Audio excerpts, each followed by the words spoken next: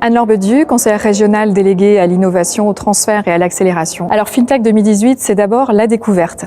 La découverte pour des gens extrêmement différents, on pourrait dire pour les professionnels, le monde de l'entreprise, les startups, des experts comptables, des directeurs administratifs et financiers, le monde universitaire également qui peut être impliqué, mais aussi tout à chacun finalement, puisque les FinTech, ça peut concerner aussi des services qui sont utiles à chacun dans son quotidien. Ça peut être des prêts, ça peut être du crédit, ça peut être du crowdfunding. Donc l'idée, c'est de découvrir en fait tout ce que concerne les FinTech. Le deuxième mot, donc, ça va être finalement l'adaptation, puisque le contexte des FinTech depuis 2015 a beaucoup évolué sous l'influence de plusieurs critères. On peut parler évidemment de l'intelligence artificielle, on peut parler de l'Internet des objets, on peut parler de la blockchain, et puis de l'influence bien sûr de la réglementation. On a eu des nouvelles réglementations sur le crowdfunding à l'échelle de la législation française, aussi le RGPD. Donc tout ça a créé finalement un nouveau contexte et les entreprises sont obligées de s'adapter à ce contexte. Et puis le troisième mot, eh bien, ce sont les atouts de notre Nouvelle-Aquitaine et de ses territoires pour justement s'imposer comme un acteur dans le monde des FinTech.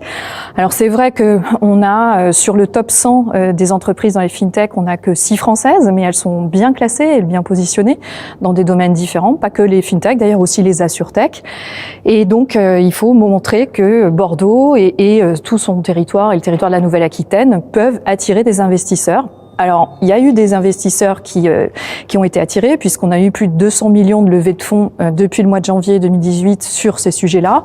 Donc, c'est vrai que c'est un véritable signal qui est pas seulement lié au Brexit, mais qui est en partie lié. Et donc, il faut continuer à s'imposer dans ce système européen. Alors, ce que l'on attend, c'est donner de la visibilité à l'ensemble de l'écosystème qui permet finalement de faire croître ces FinTech sur le territoire de la Nouvelle-Aquitaine.